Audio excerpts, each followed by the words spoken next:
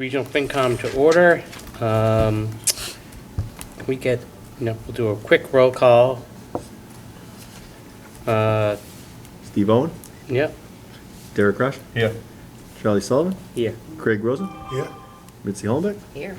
and George Lamplis is not here. Also present, Rick Maderas, Ashley Lopes, George Grumwald. Joe, and Laura Ramsey. Thank you. All right. Anybody recording the meeting outside of LakeCAM? Great. First order of business, entertain a motion to accept the minutes from August 16th. So moved. We have a motion, do I have a second? I'll second. Motion and a second. Can I Any discussion? discuss? Yeah. This was fantastic. Thanks. I actually didn't realize they were the minutes. I read through it because it looked like it was very formal. All right. All in favor? Aye. Aye. Abstain. Any opposed? And we have one abstention.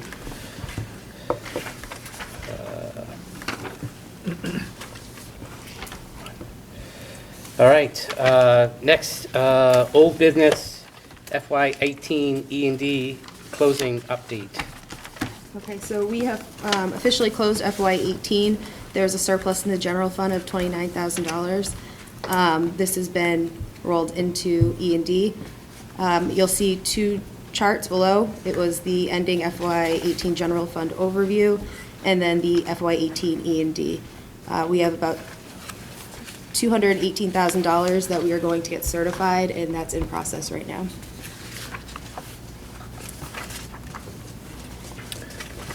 Any questions on that? Obviously, from a school committee perspective, this is a much better picture than we were going into the end of last year, of under 80,000, and thought we had to dip into that, so it's a different picture. But it doesn't really leave us with, not as a pretty picture when you compare it against the full budget aspect. So one of the things that we wanted to have a discussion on is E&D as a whole. Do we want to hold off on that to talk about the rest of the, and where protected next year's E&D is going to be? Sure. But Derek, you had a question. Just a point, for the benefit of the folks that weren't here or weren't at school committee, could you just give a rundown? Because at one point in time, we were approved to go into E&D even further at the end of the school year. So can you give them a little background of why it's at where it's at, just for the benefit of the whole committee? Sure, there are a couple of reasons. One of it is we charged back maintenance expenses to our food service program. So we were carrying on the general fund things such as like the refrigerator repairs or things of that nature. We went through the general fund, and those expenses were pushed back to the program. The same was with campus programs and extended day. So you'll see the amount here. It's about $151,000. So that's why there was a surplus in the general fund. One of the other items is we received additional revenue in circuit breaker. They were projecting to be only reimbursing 65%, but on June 18th, the state came out and said they were going to be reimbursing at 72%. So, can I ask a couple of questions? Sure.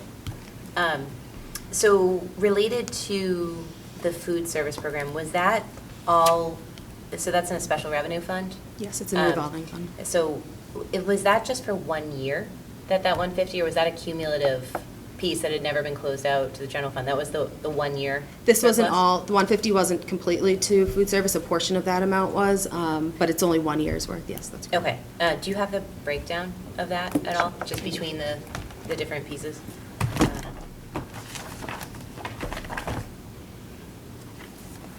Sorry, I just have to look back at my notes. You can get it to me, like Okay. after, it's totally fine, you don't Perfect. have to do it now. And then I was just kind of curious on the encumbrances, what encompassed the major pieces of the encumbrances? Sure, so that is everything outside of salaries. I can get you a better picture of it. I don't have it with me right now. Okay, yeah, just, so I just know what's in Definitely. there. Thanks. Any other questions?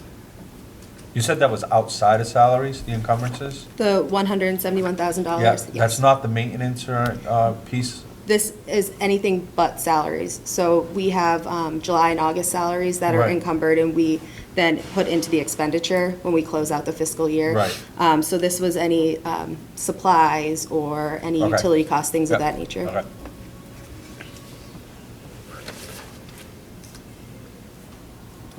And actually, I just have one more question. The additional circuit breaker, is Yes. that 4,100? That's it? What's where's the? No. So what's the this, total circuit breaker additional? So we received $58,000 additional in circuit breaker revenue. Okay.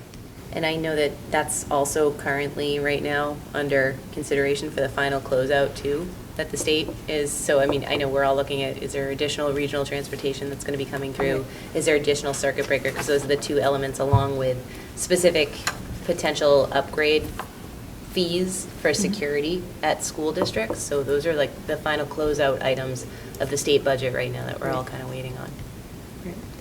Is that for this year or? It would actually It would be be at 18. 18. We had discussions about that with one of my meetings with the business managers, but we had a meeting last week, and Jay didn't provide us any updates on that. We're just kind Yeah, I of haven't seen anything either. waiting. But from this perspective, that wouldn't be closed into E&D until the following year because we're putting this number out for certification, correct? Unless it comes out sooner than later. Yeah, before your certification, I guess, is done. I mean, we're kind of, our books are Right. open-ish too, right now, waiting for that, but. And the state is going to provide us guidance on what to do or what they suggest to do. They did the same thing with the Puerto Rico Relief Fund. There were certain schools that received funding for that. We were not one of those schools, and they told them how to handle those funds. Okay. Yeah, because I would wonder too if that would be something from this committee, that if you do get additional funding for security upgrades, certainly I would think you'd want to be able to enact those security upgrades, you know, during this fiscal year, so. Well, as you'll hear in the facility updates, there have been some that have already been done. Yeah. Okay. So I think that, great segue into, but I do want to, I'll have, Ashley, if you want to finish out your part of it, and then I'd like to go back and have a group discussion on E&D and the direction through that. And the reason why I want to pause on the E&D, because I think as we're looking forward to next year, I think it's important to look at those numbers so that we can have a good conversation as far as next steps to do that. Perfect. So we'll move on to the facilities update. The water pump booster has been rebuilt, upgraded, and reinstalled at the middle school. Bob Souza and Greg Goodwin are going to monitor it, but so far so good. We've had no issues. Another great thing about this new rebuild is that it should be more energy efficient. Instead of running 24/7, it should be running when it's needed. So hopefully we'll see some kind of savings in utilities, but we'll keep you posted on that. The upgrade to FES security cameras, East Coast Telecom Solutions, has upgraded and installed. They upgraded 6 cameras and installed 10 new ones. So that has been completed as of Tuesday. The system is up and running. FES is really liking it. They can see a lot of clear pictures now. They had 6 before, but they were outdated. They upgraded the DVR and all of the supporting hardware. We did a walkthrough with the Freetown Police Department. They're very pleased to see the cameras as well. And next week, that will be installed on their cameras, their security system. So they'll be able to see our cameras remotely. Pretty impressive, Freetown, 16 cameras. I have access on my computer to all of them just from the site here. And on Tuesday, our tech person is going over, as Ashley said, to the police station. So all the cruisers in Freetown and the department will have direct access to that. That's the plan. So we're actually a little ahead of schedule there. That's up and running. So now that Freetown is complete, we've started on Assawamsett update on the security cameras. Today, Bob Souza and Val did a walkthrough, and they made sure that the cameras are in perfect locations. So more to come on that as that progresses. The plan is, in hopefully the next week to 10 days, we're going to have a similar setup where we have close to 16 Yes. cameras set up. It will be a significant upgrade for both the satellite schools, which have really kind of not been the focus. We've put a lot of energies over the last few years into the high school main campus, rightfully so. We're encouraged about some funding. I don't want to take some of the thunder, but it does look like we have a business donation being made that's going to be presented to the school committee in relation to the security at Freetown. And we're still open to, ultimately, we have some budget, we have it budgeted for at both Assawamsett and at Freetown, but obviously, if we get some donations or we have grant money available, whether it be through the state or through the town, we're gonna take advantage of that. But what we're not doing is holding up, waiting to get answers. We're proceeding, putting the security piece in place.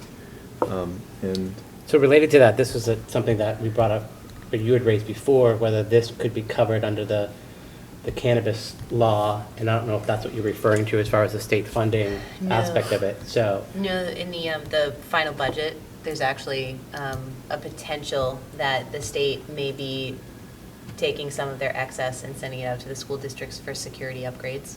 So that's what we're kind of waiting on. With regard to the cannabis piece, well, now I guess we have a citizen's petition to possibly ban that. So I don't know what that might look like in terms of revenue in the town. So that might actually hinder the town's ability anyways. But I think that's a question for both towns, right? So it's, both the elementary schools are town buildings, you know what I mean? So I'd like for the town to look into that, especially with the upgrades that are being done, aspect of it. So. Yeah, we're putting another 68,528, the remainder of that final piece in the lawsuit. That will come at the fall town meeting to be transferred again for Assawamsett upgrades, repairs. I know that so far to date, I think we've only spent maybe 100 almost of the total of the 268.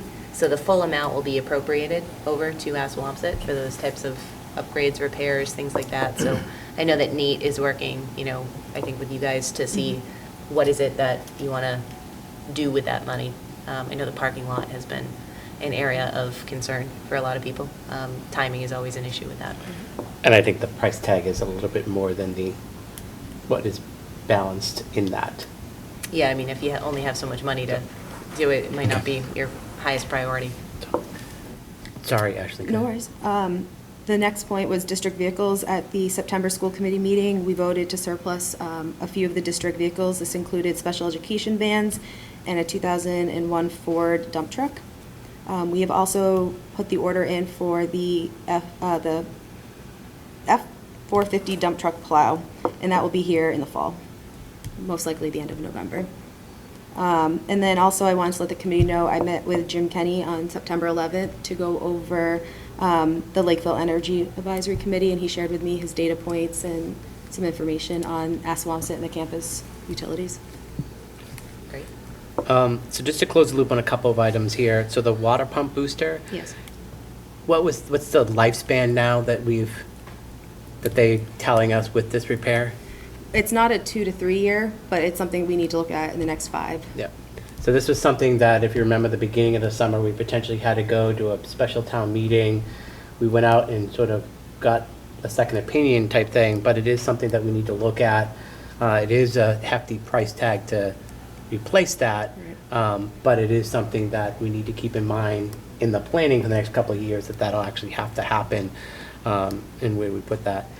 And then can you just, I'm assuming the special ed vehicles was a result of. The outsourcing of Yeah, special education. so can you just quickly update, I don't know if all the members are aware of what transpired in this last year for that. So Fred Baker and Ellen, the two members who were here before, Liz and I, they decided to outsource special education. And we are now working with Vanpool. So they took a number of our out-of-district routes, and we maintained quite a few of our in-district routes. So that made it, we freed up a few of our vehicles that we didn't need anymore.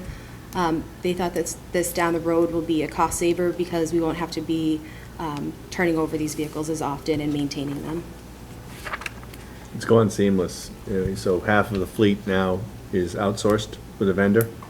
Obviously not maintaining those vehicles, right, it's their responsibility. We also have fewer employees, so benefits there. And in-house, we still have a cadre of drivers and dealing with that. We are gonna maybe take a look at that long-term too, to see if we eventually phase out. I mean, it's about the vehicles more than anything, right? It's really the matter of the cost, and most school districts are choosing to outsource it because of the cost of the vehicles and the maintenance thereof, so. Are those drivers part of the union? How are they So how does that work with Yeah. the existing employees? So they were employees at will for us here. We met with those drivers. We had them as part of the process. We looked at the seniority list. We went to the director, and we basically retained those drivers in seniority order that had done the performing. I think that kept us with 9 employee drivers. The other drivers were given the option to join the company as well. We're given a first option. Some instances, people were retiring. There was some professional decisions, but they're not associated. They're not union members. Any questions before we go on to FY '19? I guess just one thing on the energy grants. So I think that, I don't know exactly how much we have coming in on the energy grants this year going to Assawamsa. It might be 300,000? I can check, I have Possibly. them in this binder. Okay, so you're working with Nate and Yes. Jim to implement that. So Yes. that's on top of the money that we've already allocated over to Assawamsa, that we have another couple $100,000 in grant money that we're using for energy efficiency upgrades and things like that. Yeah, a lot of those upgrades have already taken place. I mean, It's great. the work, yeah.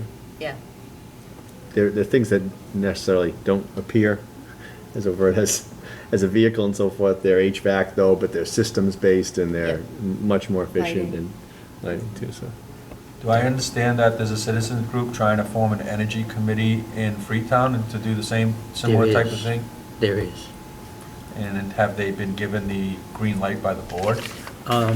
Not officially, we'll say. I would say that our committee's pretty welcoming to, if you form it, I would imagine that, they'd be happy to meet together to kind of talk to them about what they've been doing. I mean, we've been pulling in as a green community. Is Freetown a green community? It is not. Okay, so that's probably a bigger issue because that's how we are able to get as Yeah. much money for the It's town. a different, it's a different dynamic altogether. Yeah.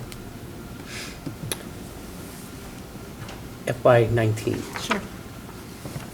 FY19 is on track. I've been monitoring custodial maintenance, utilities, special education out of district and overtime.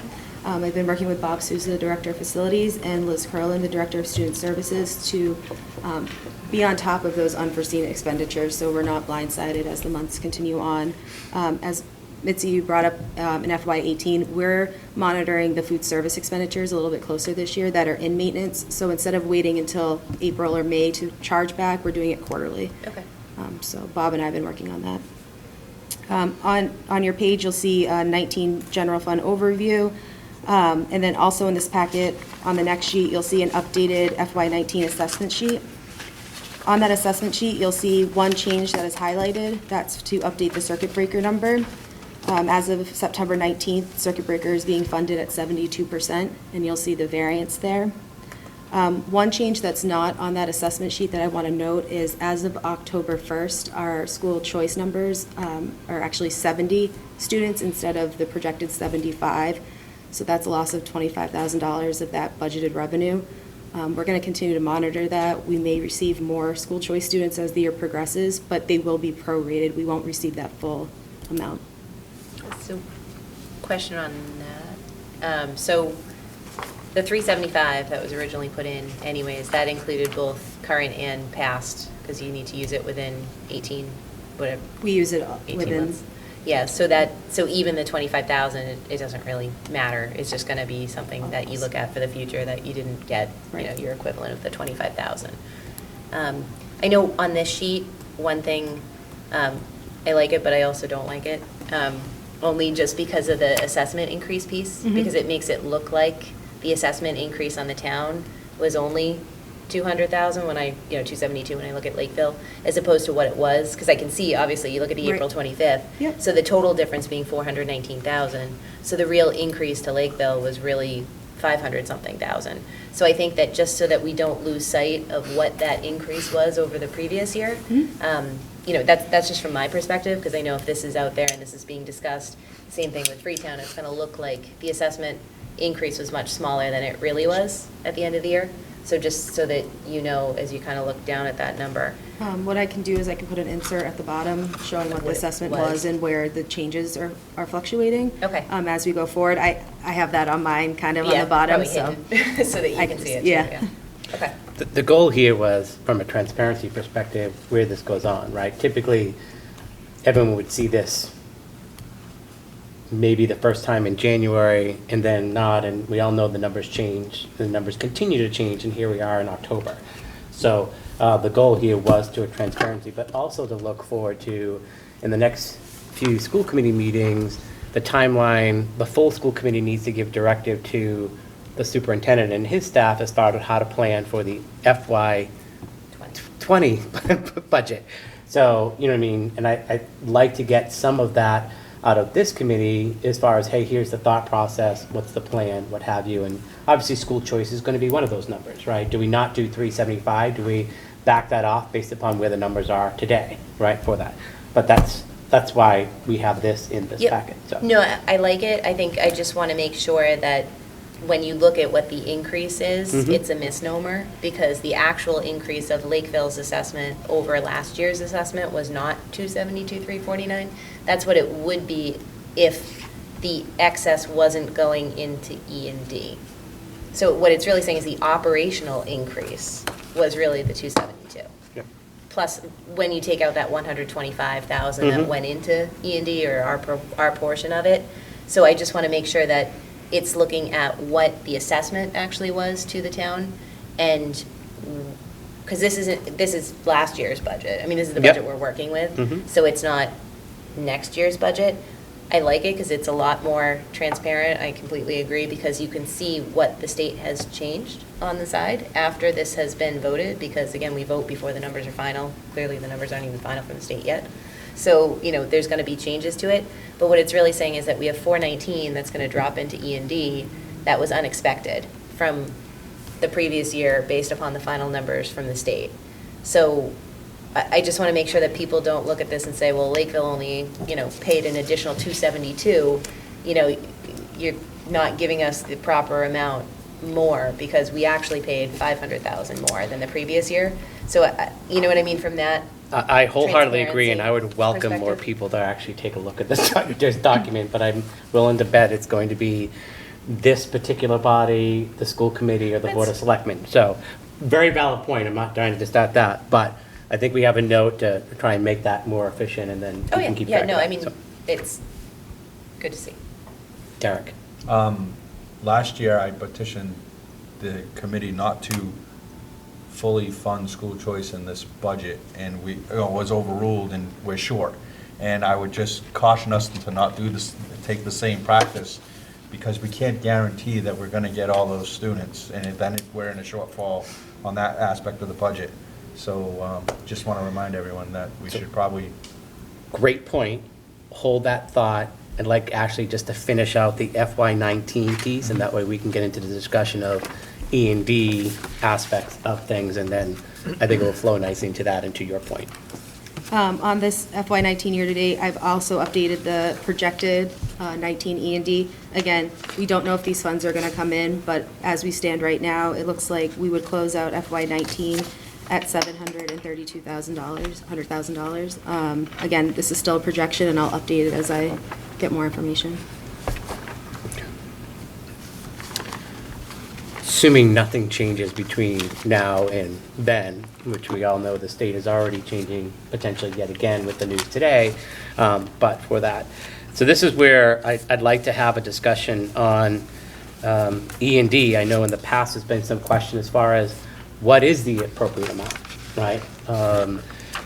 Regional districts, it's their rainy day fund in that aspect of it. And correct me if I'm wrong, regional districts, anything over 5% has to apply that to the operating budget. Is that correct? That's correct. I don't think we've ever been at that 5%, and I'm not saying so. Give it back to the town. Yeah, just more of the fact of, I don't want to say That's that's the the other cap, piece. right? But it's just more of that, that's, It's the cap.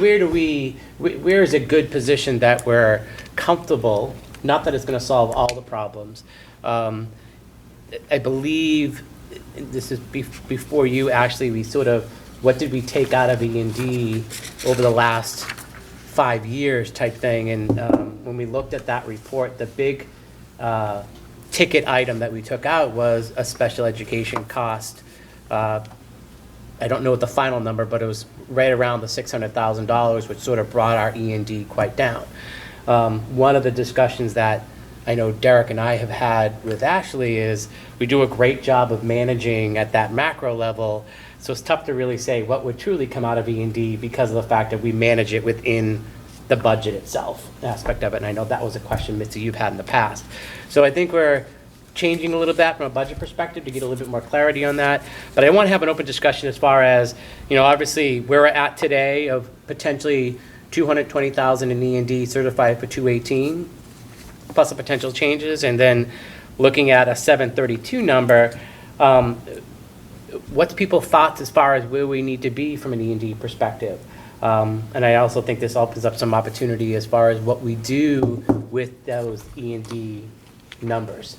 I know one of the things that we talked about potentially is what are some of the capital items that the one-time costs that we currently have in the operating budget that we could do as far as a capital plan to offset that. So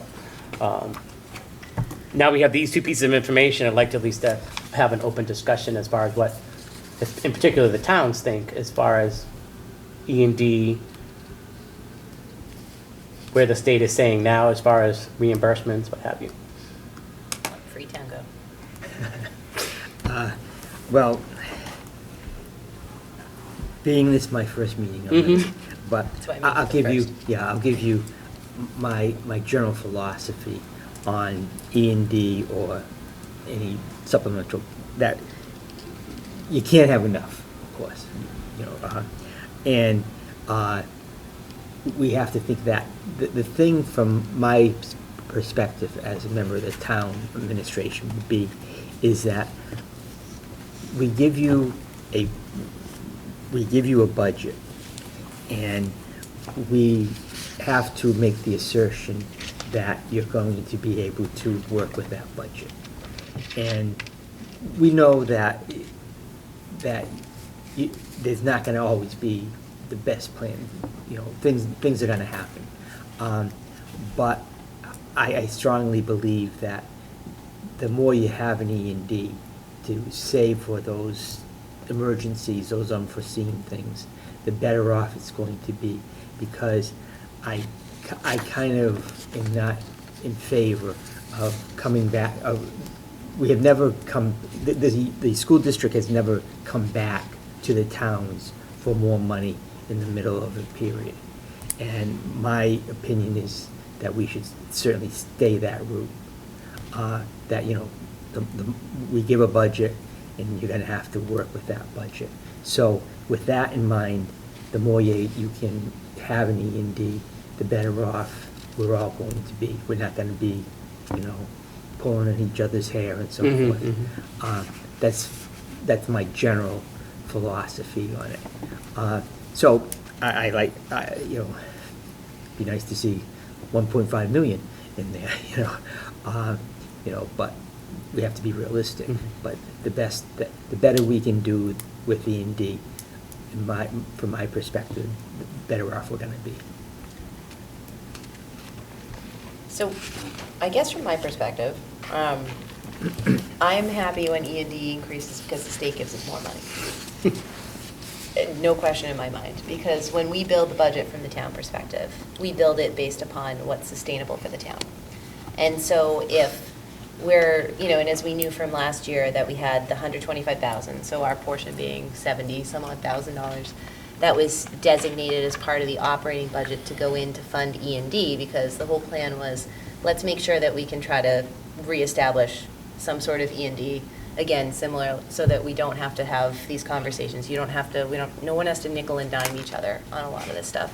So I'm happy to see that the state has kind of stepped in, that they've given a little bit more reimbursement. I know that ultimately, what the town can afford in terms of a sustainable budget, I think it's a constant battle. So to be able to fund E&D as a matter of policy in the operating budget, I don't want to set that in stone, because we don't know if it's going to be sustainable. I think that, from my perspective, and if you look at school choice, where you have concerns over, is this a sustainable revenue source, really? Because if you don't have the kids, you don't have the money coming in, but you've built it into the operational budget. Similar to how E&D used to be built into the operational budget as a means by which you would actually balance your budget. And that was done for a number of years, that if it was, you'd put in $300,000, at the end of the year, however you manage the budget, you'd end up kind of coming back to that until it started really eating into E&D and you didn't have that ability to do it anymore. So I guess what I'm saying is that I would like to see, as we go into the fall, we do our capital planning. So I don't want to see capital items necessarily as part of the operating budget, but I would like to see it as part of the town's capital plan or ability, because as we go into the fall town meeting and we look at our free cash, so now it's kind of the next step. So we have our free cash that'll be certified. And at the fall town meeting, we like to look at it and say, all right, what do we need for capital needs for the following fiscal year? So I know you guys have a capital plan that you put together. I don't know what you're thinking about, for what those capital needs might be. But if we have, our free cash is generated typically, again, by one-time type things. So additional permit fees, we have housing permits, we have license fees, we have, a lot of different things that are one-time hits as to why we have more money than what we expected in the budget. I'm more likely to take that and say, well, how are we going to spend it on other one-time things? So I'd rather see if we have an increase in the operational budget that makes sense for the town, that it doesn't include capital, that our capital is done through our one-time capital expenditures, because we can afford the capital expenditures as a one-time thing that's paid for with one-time money. When the town gets into a problem is when we have operational items that kind of compound themselves. Are you referring to, just to dumb it down to my level, what we did last year with the truck? Is that the way you'd want to see capital items? Yeah. Okay. Mainly, if you guys know, that was just a truck. It's very small. But if there are... It wasn't the dollars, more of the process more than anything. Yeah, because what we do is we try to take a look and see from the previous year's budget, where did we end up? Similar to what you guys are doing, which is, where'd you end up? This is where you are with E&D. You had additional, items that closed out into here. You're doing recurring adjustments now for those ongoing fees of the food service program, because then you're able to put it into the operational budget, because that will be recurring, unless you decide that you want to reduce the lunch cost, whatever you want to do, which is cheap enough anyways. It's fantastic, so I don't have to buy lunch stuff for my kids. But things like that, where if you're looking at it, we're looking at it too. And when we say that we have $600,000 that closed out into free cash because it was all one-time stuff, we look at that and say, what does the whole town need for capital items? And the school is part of the town in that regard, and I'd like to see what you have so that we can appropriately plan for capital planning going forward. I know that doesn't have anything to do with E&D, but it kind of does, I guess I would say, because if they're in the operational budget, then we have more wiggle room in what we can allocate to the operational budget, because that's sustainable and that's ongoing, as opposed to then taking it out with that one time and we address it in a one-time fee. So I think that coincides with one of the requests we have from a school committee level is, if we take each of the functional areas, what are some capital items that over the next few years that we need to look at, whether it's on the plan or, for example, the booster pump, right? That's probably a new addition to the plan, so that way we can get that feedback to the towns and truly have that as a capital plan discussion instead of in an operating budget perspective. So I guess from I think it's great that we're not, I don't want to say not concerned, because we had that number before we had to hit into it from a special ed perspective, right? So I'm happy the fact that we're at least having it to a point that there is some wiggle room, if we had that we could have a conversation with the towns as far as what we need to do for that. Derek? I'm going to go in a little bit of reverse order, and to Mitzi's point, I do believe with the capital expenditures, and in the past, we were putting that as part of operations, and it was a bad practice, I don't think, and as you said, in the school committee, we've changed that, not a good practice, and we should isolate that out. Most of those things in the operation budget, though, that were capital in nature, weren't that expensive. They weren't big ticket items. They were very small, almost maintenance type things. Rick, correct me if I'm wrong. No, and we've been doing it. I mean, The truck was a smaller scale, but we've done it with the pool, The the track, biggest thing, the tennis track, courts, right, and the tennis courts, and so that kind of So that on the changed. bond. Right, so that has changed, and I think Yeah. that is for the better. I have to disagree, though, with your point that we've always funded as part of our budget E&D. That's not correct. Until this year, did we ever strategically have that 125 in E&D? Not that. The 300,000 that you were using out of your own. Applying. Oh, out of our money, Applying. okay, Yeah. all right, Not- misunderstood. He's talking here, about the yeah. application. Misunderstood. yeah, I Because we thought don't you- want to end up in that position. No, I agree, and that's why we're having this discussion around E&D. For me, what I would say is, as long as E&D was maintained at a level that I think the committee and the school committee felt appropriate, I don't ever see us approving to go below that level. So I don't see us saying, hey, we have $700,000 next year, let's go fix X, Y, and Z with that 700, if we don't agree that that's not a good minimum to have in E&D. So, but this goes back to the point, well, the towns are building a sustainable budget, what's sustainable to them, I understand that, I get that, credit them for that. If that budget is not sustainable, I don't think it's still a good practice for us to say, well, the towns can't afford it, we're now gonna use E&D to supplement it. Bad practice, that's why we, And I don't think that, and maybe. I didn't say you mentioned Okay. that, I'm saying this is my opinion Yep. of that. I don't want us to go down that road when things get tough and sticky. E&D's, we say it's 700, 800,000, it's gotta stay there. And that's where we feel safe. Yeah. Because quite frankly, and I think to Charlie's point is, and I think this is where the school committee is now based on their most recent vote, is the fact of the matter is where we were with E&D, if we had special education expenses that incurred like we had 2 years ago, we were gonna be forced to go in front of the town. Whether the town felt that that was appropriate or not, it was gonna leave us no choice. So where we are now, that's still a possibility, so we need to make sure that we have enough to at least get us by. But I wouldn't, for the sake of that discussion, I wouldn't say if we incurred $600,000 in special ed again, that we wouldn't go back in the front of the town. Quite frankly, I think that's an expense that needs to go back in front of the town.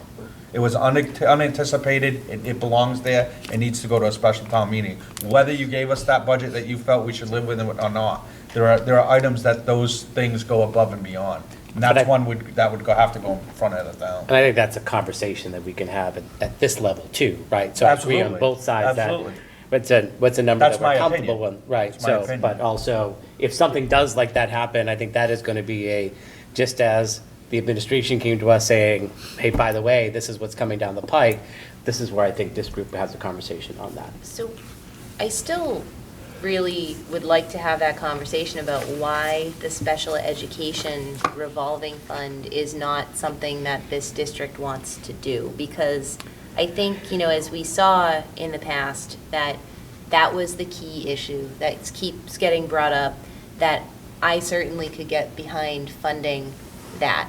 Because I think if that's really the case, and we know that circuit breaker, great, we get now 72% reimbursement. Well, next year we're going to be back to the drawing board and we have, 33%. Whatever they want to, the state is going to do what the state wants to do.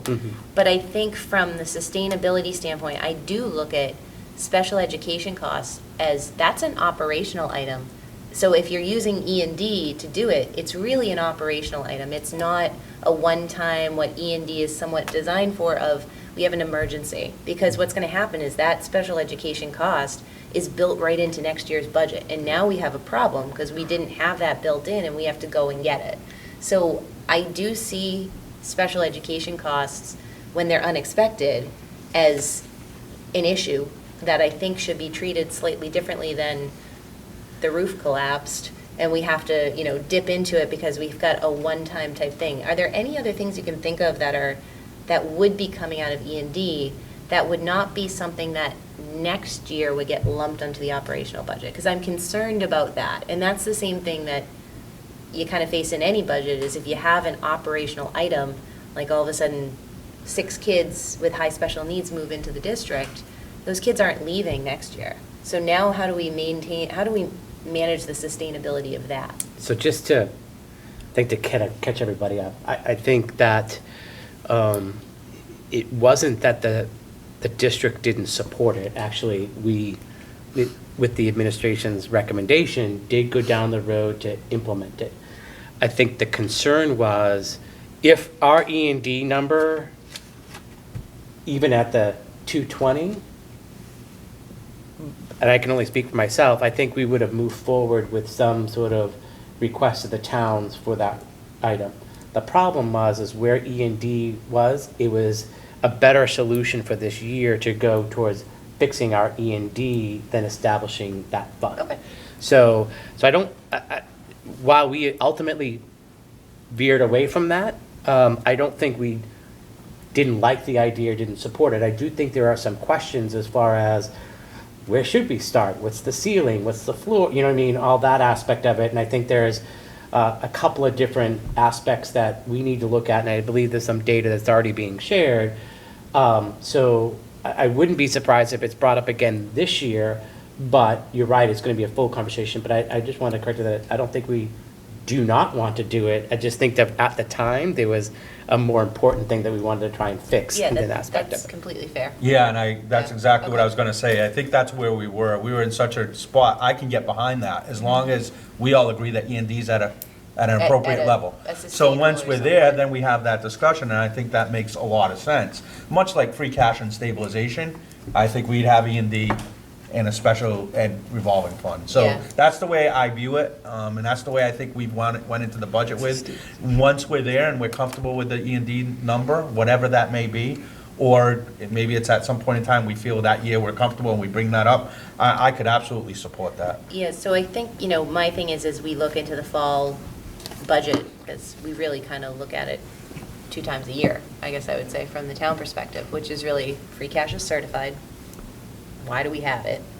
What do we need to do with it? Because again, it would be a one-time initial funding of that special education revolving account, because that goes in, then you get circuit breaker, you run everything through, at the end of the year, it's what's left in there. So it's kind of like the initial jump start. So as I, look for what do we have coming in with our certification of free cash, if our stabilization accounts are at a level where we're good, we're comfortable, we look at our debt, we're able to pay it down, I think it's important that we address the same issues at the school level.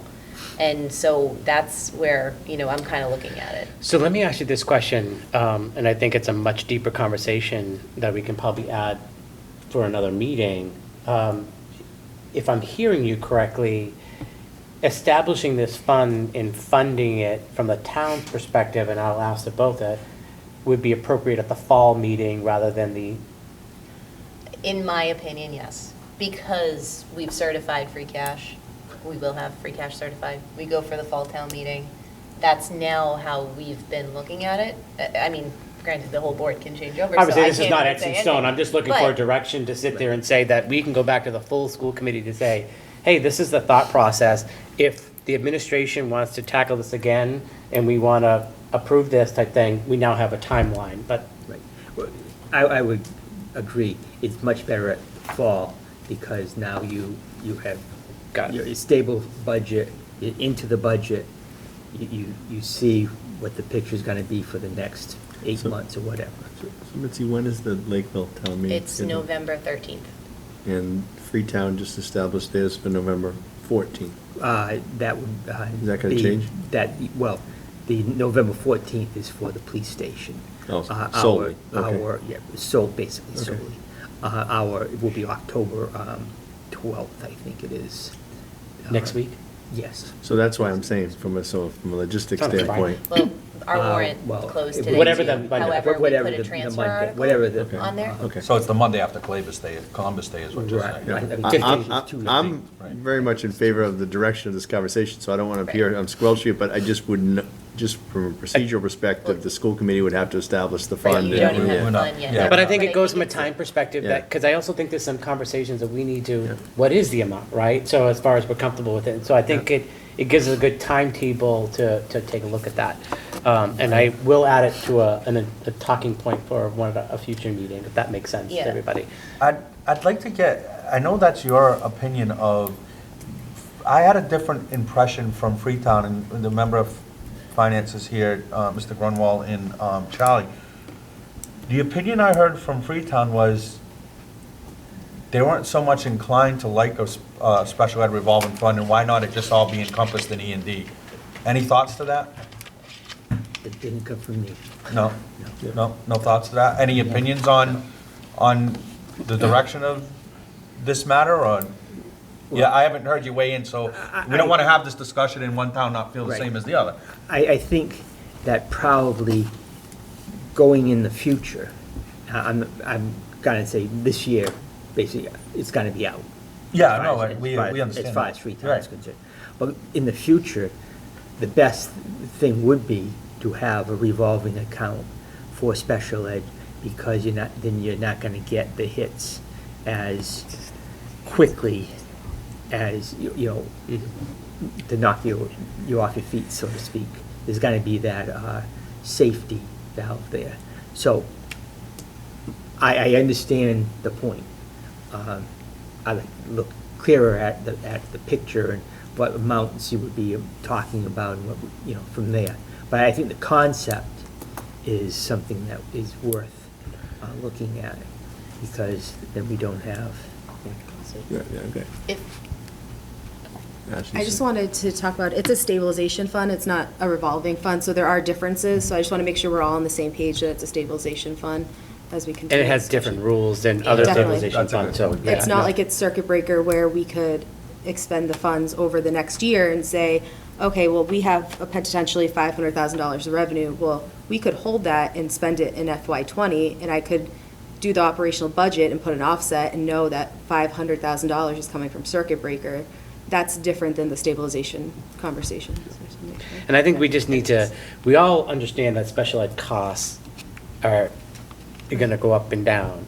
What is the best way? And I think that's something that I'd like to see from the administration as far as what is the best way so we can have this conversation. And I think it's good now that we have a timeline that wherever we go, that we can have it in place for a fall town meeting, especially from an initial funding perspective to that. Most schools have moved in this direction in the Commonwealth.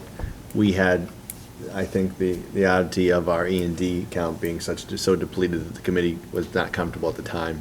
But that's, I mean, most districts are building this protection in because of the variable nature of special education costs. And I think towns are supporting that, as it appears, it sounds like the towns would be here because it's earmarked for that specifically and can't be spent, you know, for other things. I want to go back to my statement that I mentioned earlier. At this point with special ed, I would say we have to go in front of towns if we had a serious spike. However, a special ed revolving fund prevents that, sufficiently funded prevents that from happening. she's gonna start yelling. So, well, don't. We would like it to be revolving. I'm not saying we should. Using circuit breaker. But a Right. stabilization fund would prevent us from having to go in front of the towns to get an allocation, If you had correct? the fund. If we Yeah. had the funding. Well, We would have to go well, before actually, the you have to town go Well, board. well, with just we- the. Yeah. the We Right. wouldn't have to have a boards, town but- meeting. Right. We'd have to go before the Before town the boards, board. correct. Yeah, from that aspect. but I think, I mean, who's gonna say, at that point, the money's Right. in there, who's gonna say, no, sorry. Yeah, I agree. No, we'd rather spend it out of our operations. We'd rather Yeah. prevent you That- from that not would be being silly. like. So I think though, that being said, just because I'm thinking, as we move into the transfer season and we look at that from the fall town meeting, that if the school committee wanted to start having that conversation, because in the operational budget last year, we did build in a cushion for E&D. So if that cushion doesn't need to be there either, and we see what the numbers end up looking like as we move forward, that gives a little bit more room.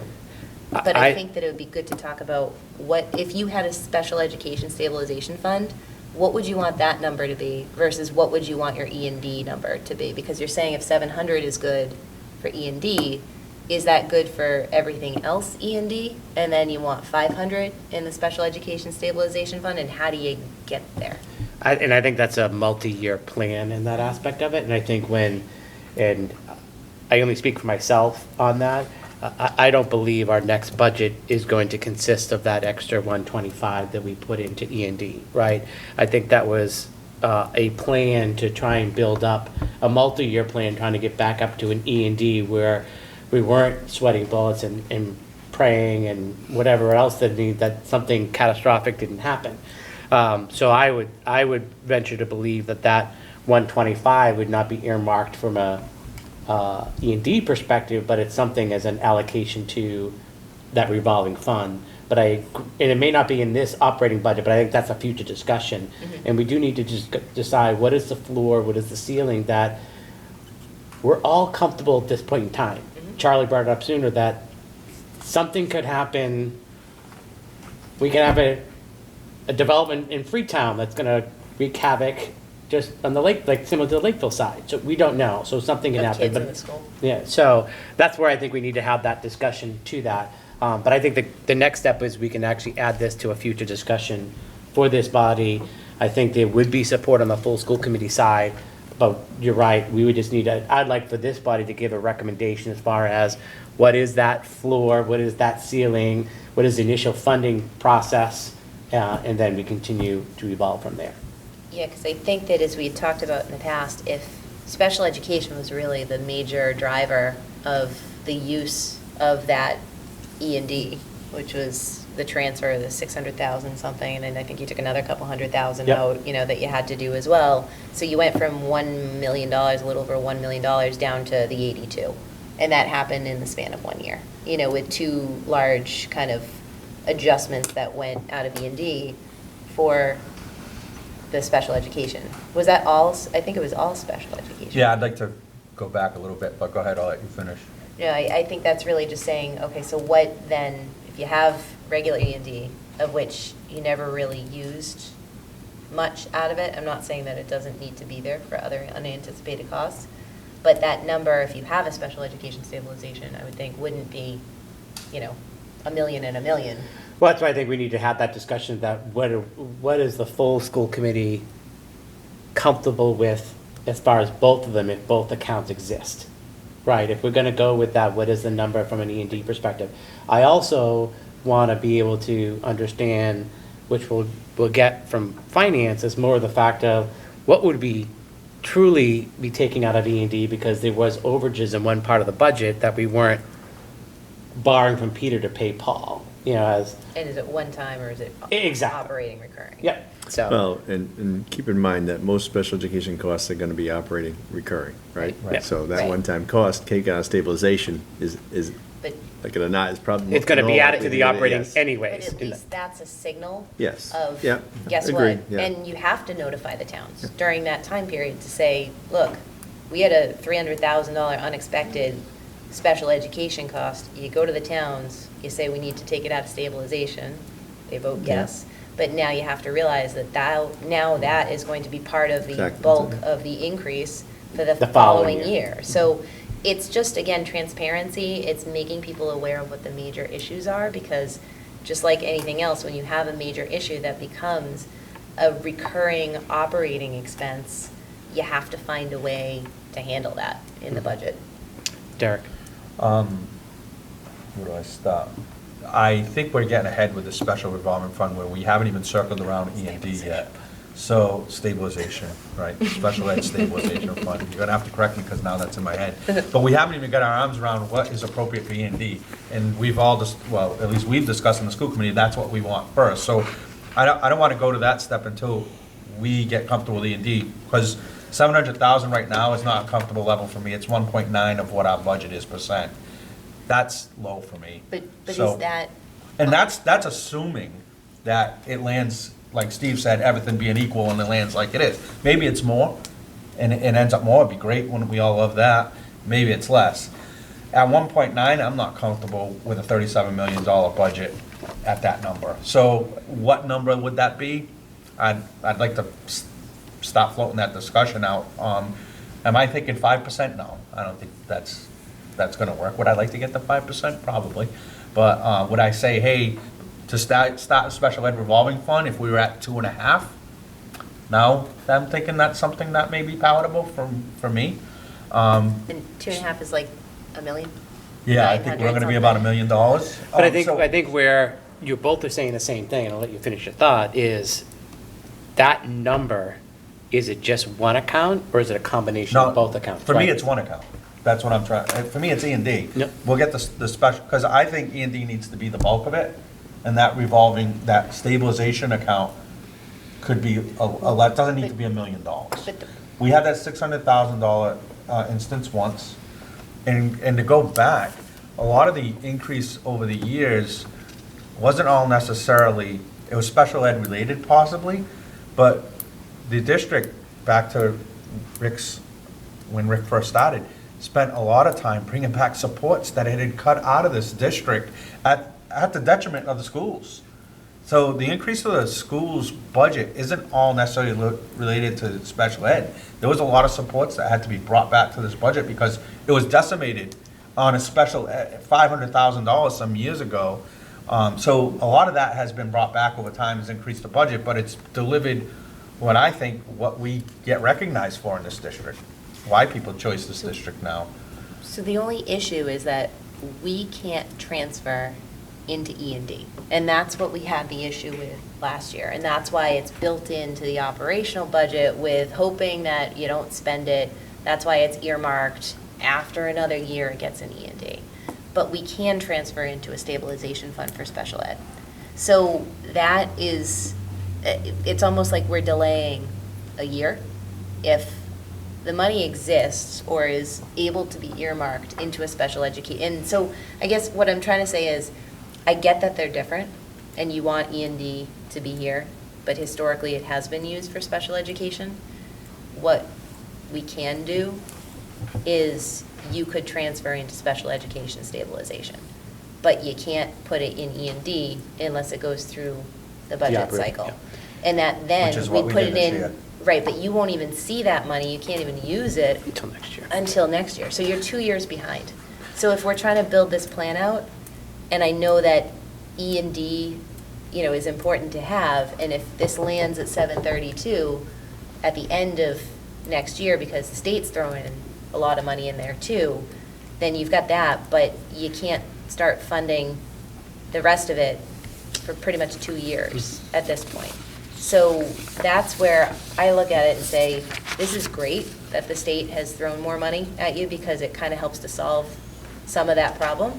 But I think overall, if you're saying you want $1 million because you want that in E&D, it's going to take 2 more years to be able to get anything to flow through unless, again, the state steps in and says, hey, you know what, just again, we're going to give you more, because if they had a $1 billion surplus or whatever they had, the nice thing is it's probably going to get kicked back, and they always seem to kick it back to the schools.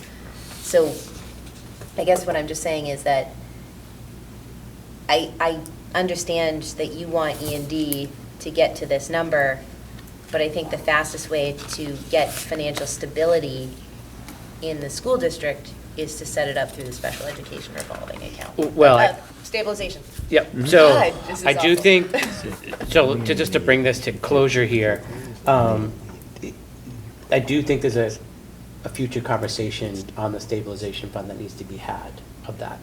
I do believe, you both bring up valid points as far as where we need to be and how do we get there for that aspect of it. I think a big change is going to come where the school committee, as of last year, said we are no longer going to be funding operating costs out of E&D as part of the assessment sheet. So any savings that was recognized was quickly outtaken because we took 300,000 on average over the last 3-4 years out of E&D from the operating. So 2 years of budget of not taking E&D, because you didn't have any. Although, well, last year, you're right, we didn't have any, we actually put it down to 0, and that's gonna be our recommendation again for this year is there is no dollars going onto the assessment sheet from E&D. yeah, that's been 2 years now. No, 19. but I'm It was saying 3 or 4 years, Yeah, we went 300,000. through and spent $300,000 out of our E&D E&D for that. to that. You're right, so this will be our second year, I don't think we did it, last year was the first year, and then Yeah, this so will be the this'll be second 2 year, years. yes. Yeah. So, You're talking about the next year's budget? Next year's Yeah, budget, that yeah. would be 2 Yes, years. that's 19 Right. that'll be Yeah. 2 years, Yep. correct. Yeah, so Yeah, I so thought you meant last year and this No, year. no. No. So I think that is going to help with the potentially building up of the E&D aspect of it. It's not coming in and going right back out again of that aspect. So I think we're at least being a little bit smarter about how we're using E&D in that aspect of it. If if I can make a recommendation, I think the Special Ed Stabilization Fund, did I get it right? All right. We add it to an agenda item for either the next meeting or the turn of the year meeting aspect of it. And then at least allow us to have let's come to a consensus of where we'd like to see E&D. I know that's gonna fluctuate depending upon where things are at. But if I'm, not to put words in your mouth, if we're on the same page that we're looking at a $700,000 plus number, all things being equal, and we're not gonna put in on the assessment anything coming out of E&D, that'll be our recommendation to the administration when they build out the budget. Any objections to that approach? No, I mean, I think that's where you are now. My question is going to be is for E&D, I like to see outside of special education, what would be the items that you would normally take out of E&D as to what are your emergencies? Mhm. You know, you're not gonna have a roof cave in general, but you're gonna have a booster pump problem, that type of thing. So that I would then learn a little bit about what would be, in my opinion, a comfortable number, so we can, because I kind of what I'm hearing a little bit is that you're not really, if you didn't have E&D, you have to go into E&D for special education. You're not gonna need a large E&D surplus. And when I say large, I mean like, say, a 1.5 million. Mhm. Okay, so with that, that would be something that I would like to see the school committee and tell us about. So, and then what's the figure that you want in the stabilization, the special education stabilization fund? See, I got it. But I have a question about that, how you have to use it, but that's on the point. Yeah, and I think to your point, when the last time we met to talk about the Special Education Stabilization Fund and E&D, you know, we had asked, and I think it would be helpful just to know, and Fred had answered, because anything that you had taken out of E&D that wasn't special education, and there really wasn't a lot in there. And that was something that I alluded to earlier, because of the fact that the way the budget was managed, there was freezes in other aspects of the operating budget to pay for those, right? So, for example, custodial, maintenance, what have you, you know, those were put on hold, hiring of those to do that. So I think that we have a much different approach with Ashley on board. I think there's going to be a lot more transparency, one level down, as far as what would potentially come out of E&D, because of the fact that, you're right, at the end of the day, there wasn't anything coming out of E&D because of the fact it was all managed within the operating piece. Well, Barb from Peter to pay Paul. and magnified by applying E&D into the Exactly. operational So- budget as well, Right. previously. So I do think that there is a number of discussions about what we're comfortable with. And I think that's something that we need to discuss at the school committee level, so that way we can sit there and make sure that we're all on the same page. But I also want to say this body to be comfortable with that as well. And it's, to both of your perspective, it's a conversation of just one account, but it's also a conversation about both accounts for that piece to it. Yeah, and So I'm going to add that to a future meeting agenda, because I'm sure we can go around a lot on this. So before I get to you, before I get to Derek, I believe one of the action items was what that report would look like for the towns. Has that been shared with the town? I have not shared it yet. Okay, so. of what's been used. Well, the format as far as the special ed dollars. How they're spent.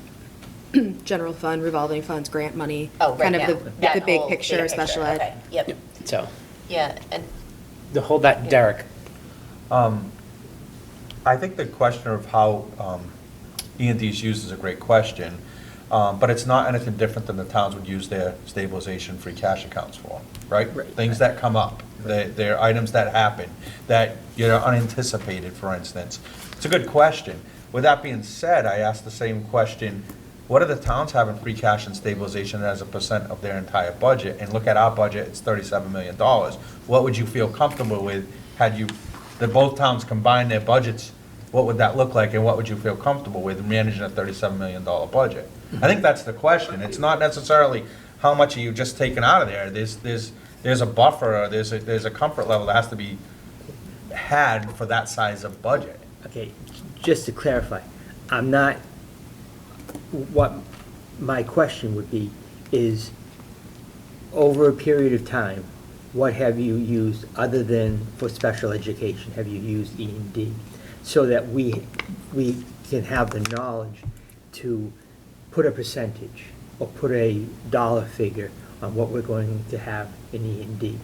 If you're basically not running into E&D for your normal operations outside of special education, then I think the number could be lower than if you are going. So it is a fair question, but I'm going to answer from a non-finance administration perspective. I don't think there's going to be a lot of clarity, especially in the last, I'll say, 5 years. And we've already shared that report, and you're right, it's a very low number outside of special ed because of the fact that they managed it within the operating budget. So if there was a cost that came in, it was done within the operating budget where they froze different other aspects of the budget, as I just mentioned in there. I think with Ashley being on board, there's going to be a much different view of that, so we can provide that clarity. But I do think we can dig up that report that Fred put together that shows here are the dollars that came out of E&D, and you're going to find that I'm going to make a number that 90% of the dollars that came out were all special ed costs. Yeah. But I wouldn't agree that based upon the last 5 years, meaning that our E&D should only be $500,000 because of the fact that I think there were some other items that were hindered in that aspect of it. Right, okay, and that goes, right, I'm not. Yep. I'm not criticizing, I'm not, I just want to have the knowledge of, okay, what in general, even if you haven't done it in the past, what you think you would use E&D for, if you didn't, if you had the extra funds. Okay, yes, something happens, you know, the price of oil, and how the price of oil goes up, and so now you have to go and get $25,000 more, and you go and you don't do some program because of that.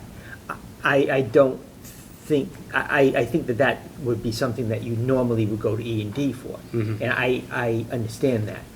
And so I guess my point is I want to have some knowledge of, okay, what's the number that the administration feels they should have for E&D, you know. If you ask them, they'll give you a 5%. much different You know, answer. so, right, well, and Derek, really, I would like to see you have 5%. And obviously, that's Oh, something I- that's in we- the I work understand right? that. So I understand that. And that's because that's what we've worked for, a figure like that in the town of Freetown. Mm-hmm. That's what we've gotten, and I'm comfortable with the figure that I'll admit it's, because you can just go and look. Oh, yeah. It's much higher than 5%.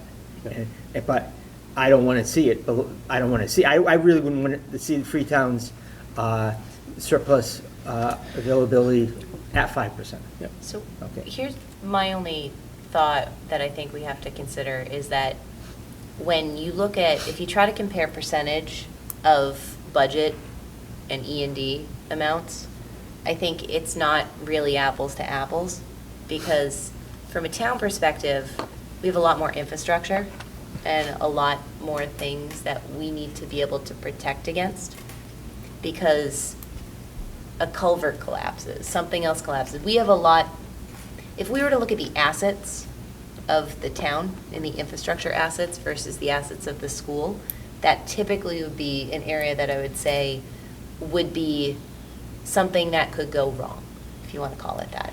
I think there's a bigger potential in the towns to possibly need that type of, if you want to call it stabilization or emergency funding, than potentially the schools. I'm not saying that this from any perspective of you need less than we do, but just trying to rationalize it by a percentage, I think is not comparing apples to apples. I think that, you know, just trying to say, what have you needed it for? What do you think you might need it for?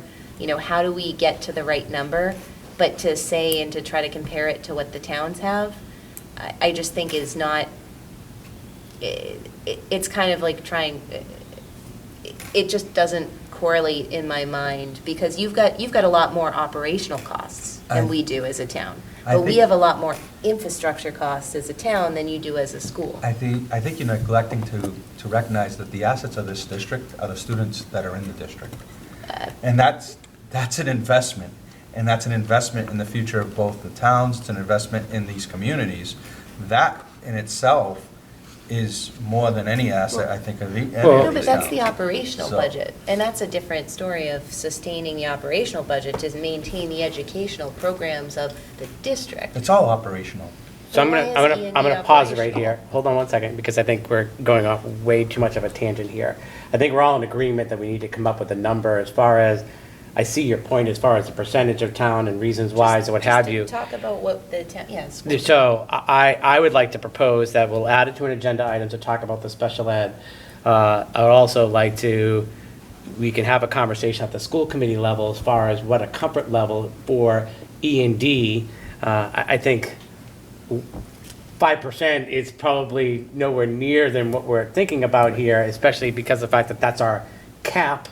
I say it's a cap because anything over 5%, we have to apply by law of that aspect of it. So I'm grateful that we're having this conversation, not in a panic mode as we thought we were going to be. So I'd like to sort of pause at that point and do that. I have one question over here. And then unless there's anything new we wanted to add, I can go to you. I do have something new. Okay, just a question to help me understand this whole thing. You're looking for E&D for special needs is mostly what we're talking about. I'd just like to know why the need is so much higher than regular. Is it because the census changes, or is there other factors? We could have actually a separate meeting on that altogether, but essentially census changes, new kids come into the district, they move in, without going into too much detail, there's nuances in both Lakeville and Freetown that contribute to that. And quite frankly, as kids move in, and correct me if I'm wrong, their services change, right? And that's where, we had a development in Lakeville a couple of years ago that actually was a direct correlation to the increase in that aspect of it. So census changes is probably a good percentage of that, but there's a number of different nuances that go along with it as far as a student requiring to go out of district versus in-house, what have you. So, and I'm probably not even giving any justice to that aspect of it, but. No, that was a quick capture of it. We can certainly go into more detail, but it's clearly things that you can't anticipate as you build your budget. And yet there are districts that will do that will actually build in what would be considered a placeholder for a child that might exist. It's a common practice, quite candidly. For my previous district, it was stated in the budget process in lieu of, stabilization funds, and that's really what has created stabilization funds. Districts were trying in an attempt to do that really within the operational budget, said if in fact I had a new student come in with these services, it would cost this. But Steve's kind of captured it, at least initially. I know we're going to go into more detail, but that's really just something you can't project in a budget, right? So I think one of the other things to note is that Freetown has quite a bit more stabilization funds than Lakeville. Freetown has a higher percentage of commercial tax revenue than Lakeville.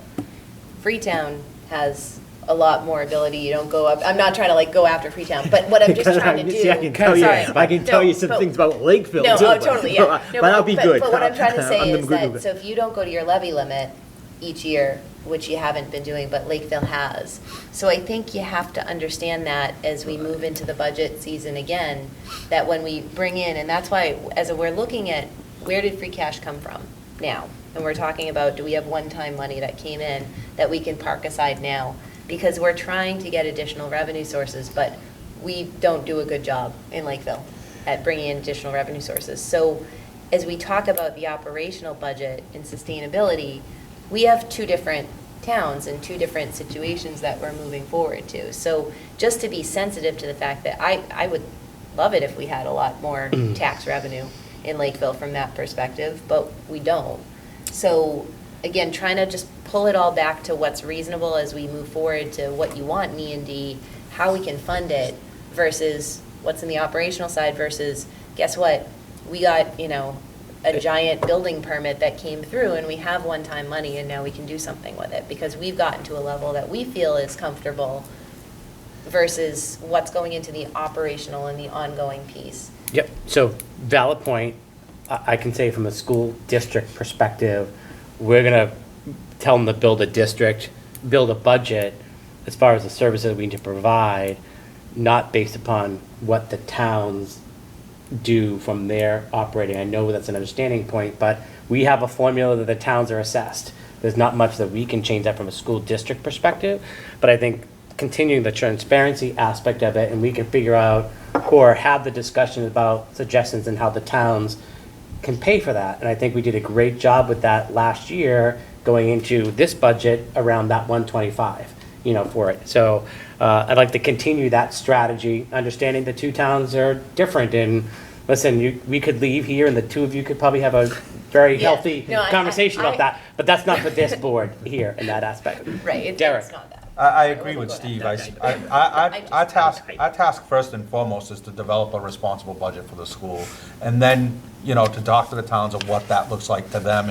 And I think Steve's right. We did a great job this year. I mean, we come at a table, we have a lot of back and forth. And, you know, we provided what I thought was a decent budget last year. For the first time, this committee recommended a budget. I'll say it again because, yeah, it was the second time, but I think the first time wasn't okay with the school consensus. committee. I don't think the school committee went with that vote the first time, but they did with this the second time. But in any event, I think in the spirit of that, that's, you know, a good conversation. And believe me, I don't think it's taken lightly, the town's communication to the board. I know Steve and I take it very seriously. We bring it back to the school committee, and it was a difficult budget last year to get to the point where we're actually having this discussion that I think has boded well for the school district. Not that I'm comfortable where it is, but it's going in the right direction for the first time in a long time. And thanks to the towns. I want to say that publicly. I thank the towns because it took a lot of effort on everybody's part.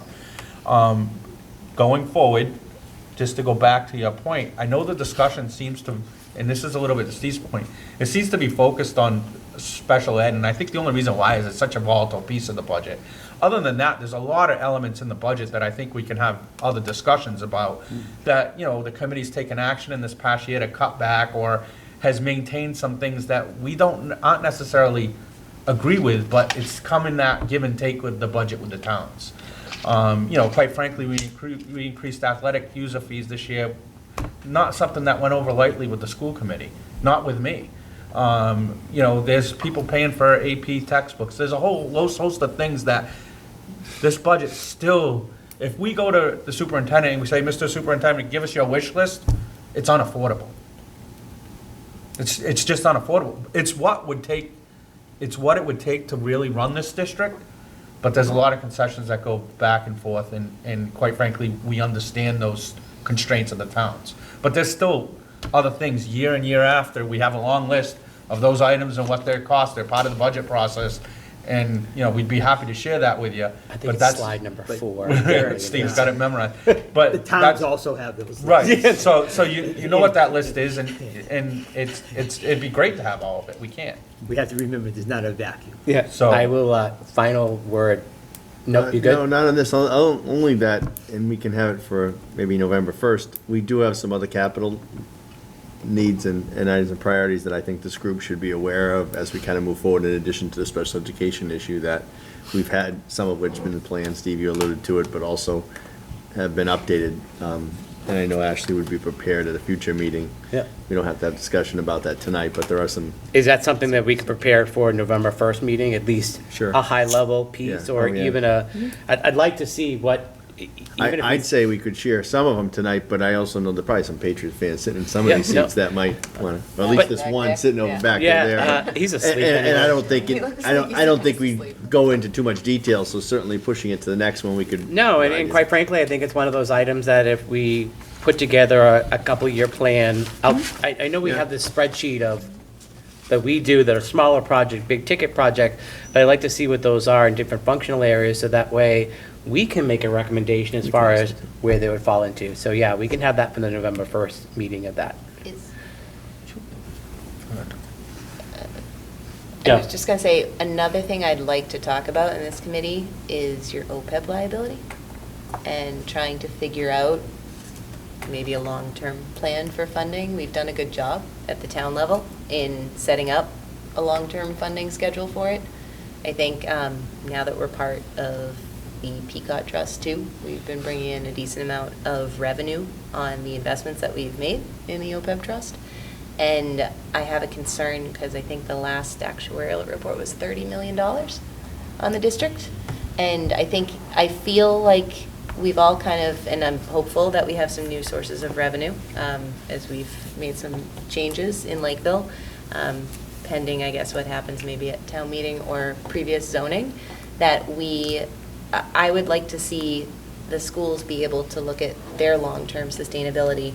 The other thing too is, we know from the town perspective when the school debt starts dropping off, looking at that, I think in 2026 maybe, is when you start having some of those larger capital projects start to drop off. But just to look in the long-term sustainability, again, that's funded by the towns, but I'm concerned about the long-term finances of the towns and the school district, just from that perspective, because I don't think it's something that people should be kicking down the can, or kicking the can down the road, on those elements, and I'd like to talk about it in this group.